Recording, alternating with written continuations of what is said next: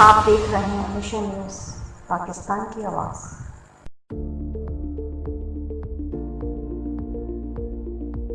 मैं चिन्योट पुलिस के बिहाफ पे तमाम जो चिन्योट के शहरी हैं उनसे ये अपील करूँगा कि वो एहसास ज़िम्मेदारी समझते हुए कोरोना के हवाले से जो SOPs गवर्नमेंट ऑफ पंजाब ने इशू किए हैं उन्हें फ़ॉलो करें। इसमें उनकी अपनी भी बेहतरी है और पूरी सोसाइटी की बेहतरी है। इस हवाले से फ़र्स्ट फ़ेज़ में हम लोगों को इस हवाले से एजुकेट कर रहे हैं, लेकिन मैं ये समझता हूँ कि अगर ये हालात कंट्रोल ना हुए और इसी तरह कोरोना के केसेस ज़्यादा बढ़ते गए चिन्योट शहर में, तो हमें फिर अल्टीमेटली इन SOPs के अमल दरामद करने के लिए पीनल एक्शन भी लेने पड़ेंगे।